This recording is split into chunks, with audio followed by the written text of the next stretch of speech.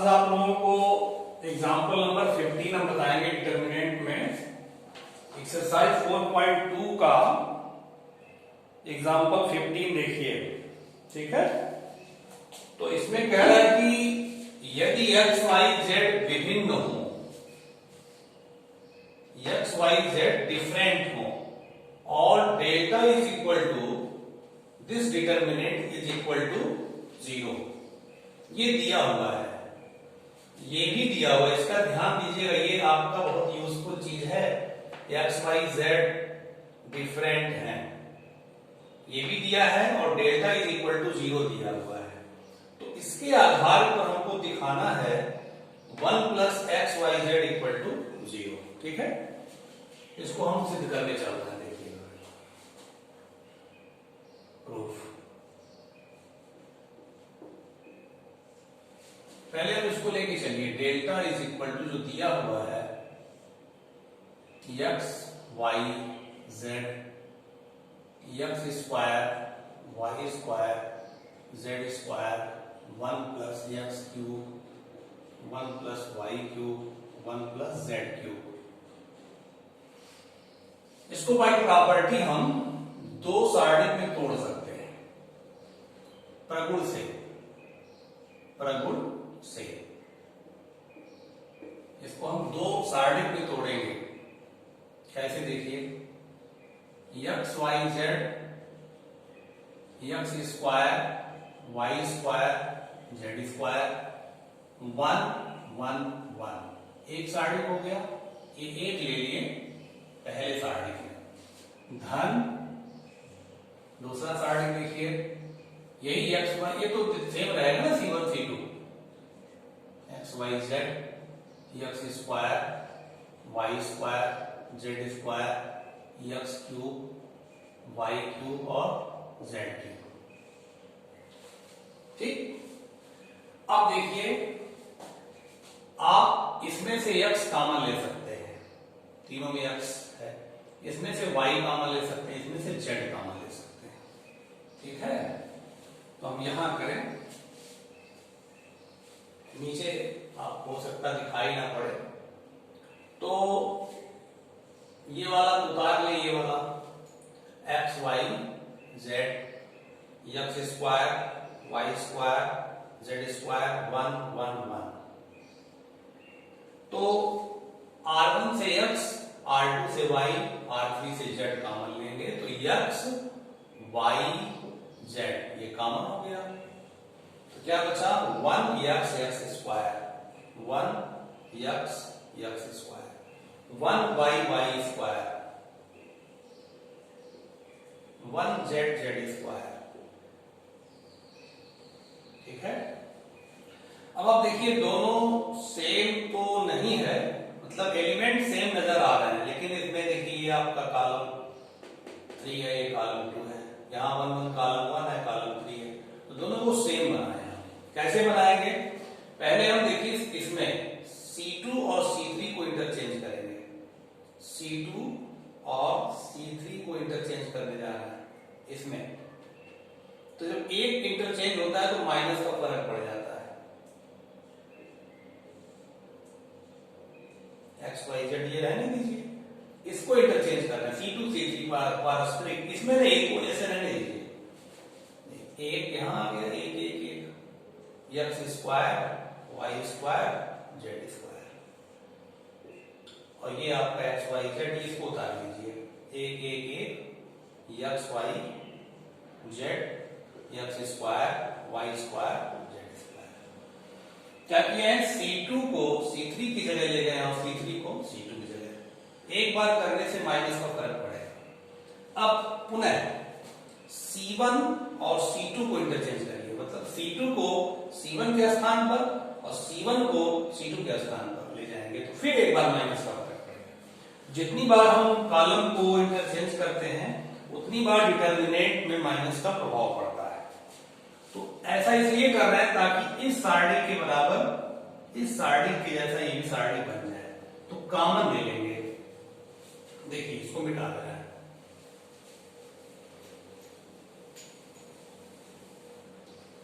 तो फिर एक बार इसमें क्या करेंगे, C1 C2 को इंटरचेंज करें, C1 C2 को पारस्परिक परिवर्तन, तो फिर माइनस का फर्क पड़ेगा तो माइनस का स्क्वायर हो जाएगा। अब ये C2 आ जाएगा C1 की जगह और C1 चला जाएगा C2 की जगह।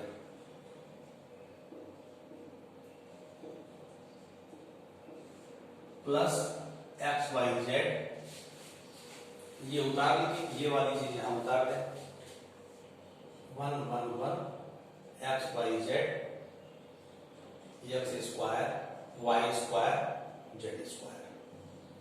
अब आप देखेंगे दोनों सेम हो गया, कॉमन ले लीजिए, ये माइनस का स्क्वायर क्या हो जाएगा, प्लस प्लस हो जाएगा, और ये कॉमन ले लीजिए, तो कॉमन ले लेंगे जब 1 1 1 x y z x square y square z square, ये कॉमन हो गया, तो यहां क्या बचा 1, पूरा 1 बचेगा ना, पूरा कॉमन हो गया, प्लस एक्स वाई जेड, ये आ गया। डेल्टा बराबर आप चल रहे थे, इसको ध्यान रखिएगा, आपने डेल्टा लिया था, डेल्टा बराबर यही लेके आप चले थे, ठीक है। अब आप ध्यान दीजिएगा, यहां पर डेल्टा इक्वल टू 0 दिया हुआ है, देखिए डेल्टा इक्वल टू 0 दिया हुआ है, तो डेल्टा के स्थान पे 0 रखेंगे, या थोड़ा सा और सॉल्व कर लीजिए अभी आप।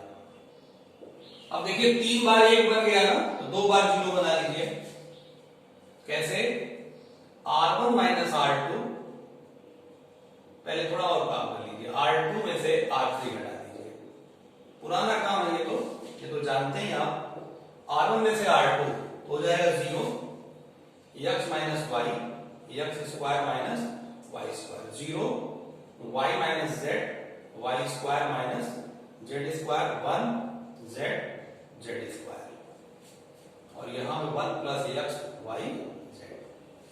अब देखिए आप R1 से x माइनस वाई कॉमन है और R2 से y माइनस जेड कॉमन है, ठीक है, तो कॉमन ले लीजिए, तो x माइनस वाई कॉमन लेंगे R1 से, और R2 से y माइनस जेड कॉमन लेंगे, तो क्या बचेगा 0 1 x plus y, 0 1 y plus z, 1 z z square, 1 plus x y z, ठीक है।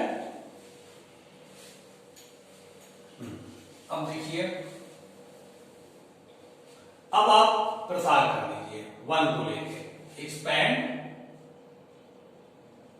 along C1, तो x minus y y minus z पहले से है, ठीक है, और ये जो ब्रैकेट में लिखा हुआ है ये भी मैं आगे लिखूं, कोई प्रॉब्लम नहीं है, लिख लेना, इसको भी आगे लिख लेना है। अब प्रसार करेंगे जब आप, तो प्लस माइनस प्लस, एक के लिए प्लस होगा।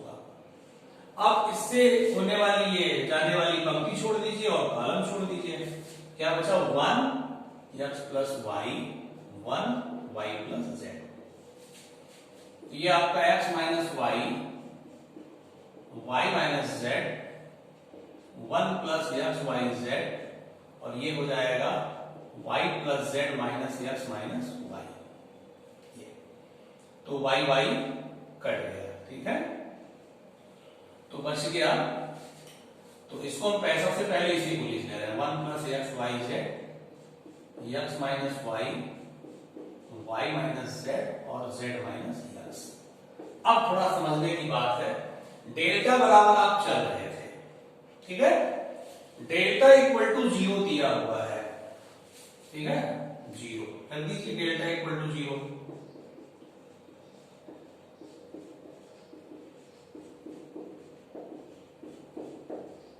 ठीक।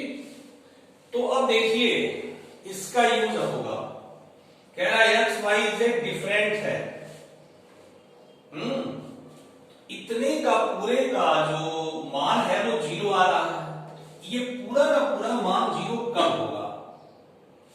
अब बताइए, अब x और y अगर डिफरेंट है तो क्या x माइनस वाई नहीं। जैसे x मान लीजिए 10 है और y 8 है, डिफरेंट है, 10 माइनस 8 0 आएगा? नहीं आएगा। तो अगर ये x y डिफरेंट है, कह रहा है डिफरेंट है, तो x माइनस y 0 नहीं होगा, y माइनस z भी 0 नहीं होगा और z माइनस x भी 0 नहीं होगा। तो ये तीनों 0 के बराबर तो कभी नहीं होंगे जब तक x y z डिफरेंट होगा। ये तीनों नॉट इक्वल टू 0 होगा, तो फिर ये कैसे 0 आएगा? इसका मतलब ये फैक्टर जो है 0 होगा। ठीक है, इसके x y z के डिफरेंट होने से ये तीनों आपका नॉट इक्वल टू 0 होगा। तो कैसे लिखेंगे देखिएगा, चूंकि x y z विभिन्न है, डिफरेंट है, इसलिए x minus y is not equal to 0, y minus z is not equal to 0 और z minus x is not equal to 0। जब ये तीनों 0 नहीं है तो इसका मतलब ये 0 होना अनिवार्य है, तभी तो 0 आएगा, तभी तो पूरी वैल्यू 0 आएगी। तो इसका 0 होना 100% आवश्यक है, कंपल्सरी है।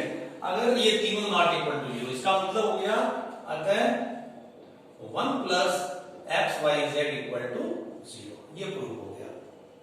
तो इसकी बहुत भूमिका है यहाँ पर, ये महत्वपूर्ण चीज है। एक्स वाई जेड डिफरेंट है, इसी आधार पर इसको हम नॉट इक्वल टू 0 बता पाए और फिर जाके ये आपका 0 के बराबर है। ठीक है, चलिए अब एग्जांपल नंबर 16 देखिए।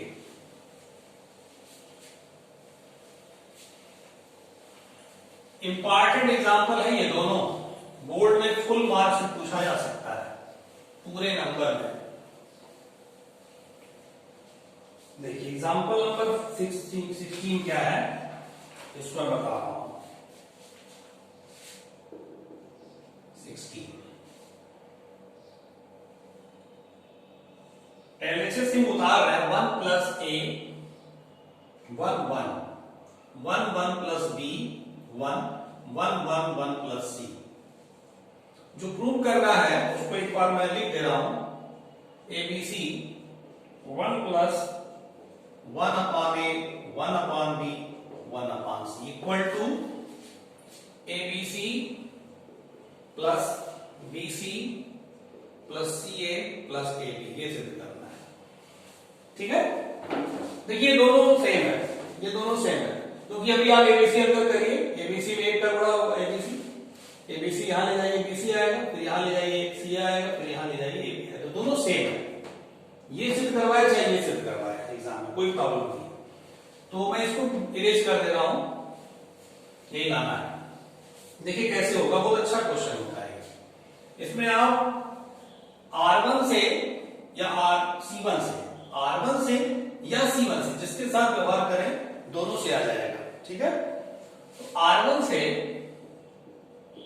A, R2 से B तथा R3 से C कॉमन लेने पर, C कॉमन लेने पर, कॉमन लेना देखिएगा, इसमें से A कॉमन लेंगे तो A बाहर हो जाएगा, इसमें से B कॉमन लेंगे तो B बाहर हो गया, C इसमें से कॉमन लिया।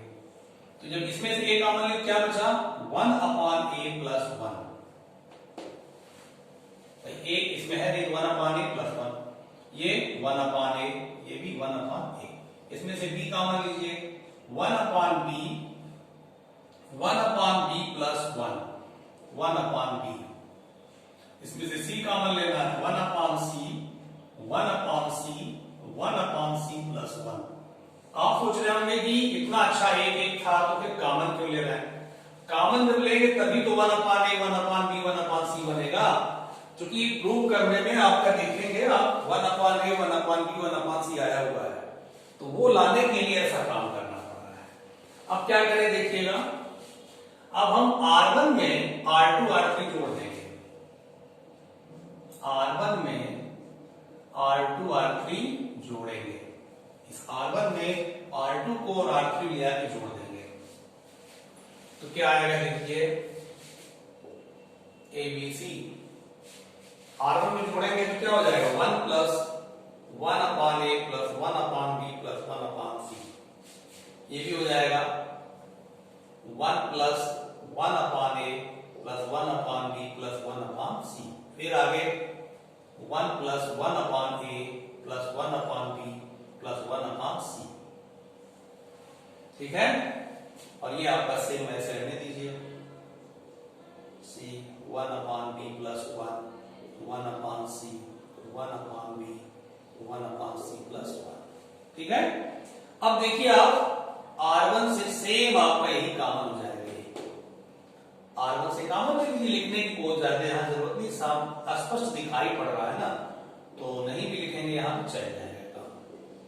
लिख दीजिएगा वैसे आप R1 से दिस कॉमन लेने पर क्या बचेगा 1 1 1 1/b 1/b plus 1 1/b 1/c 1/c 1/c plus 1। 3 बार 1 आ गया तो 2 बार 0 बनाए, 3 बार जब 1 आ गया 2 बार 0 बना लें। कैसे, C1 में से C2 घटा दें, C2 में से C3 घटा दें, C1 में से C2 घटा दें और C2 में से C3 घटा दें।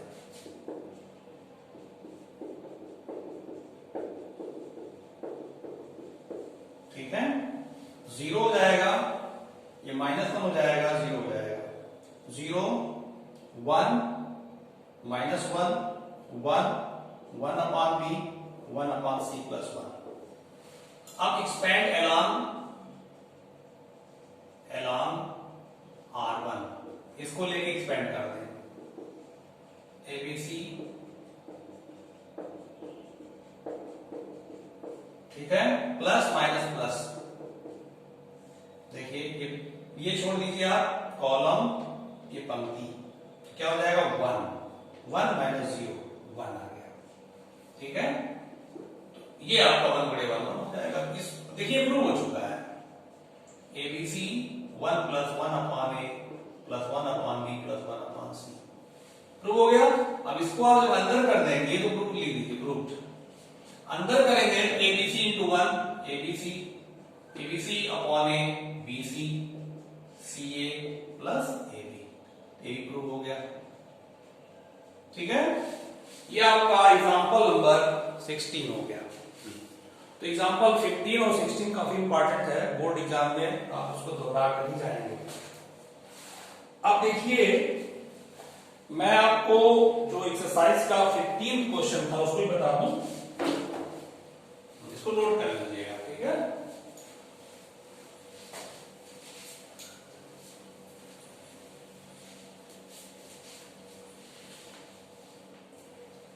कह रहा है कि क्वेश्चन नंबर 15 एक्सरसाइज का 4.2 का 15 क्वेश्चन, यदि कोई A 3x3 कोटि का वर्ग आव्यूह है, 3x3 कोटि का वर्ग आव्यूह है, आव्यूह ऐसे लिखा जाता है, लिख दीजिए A1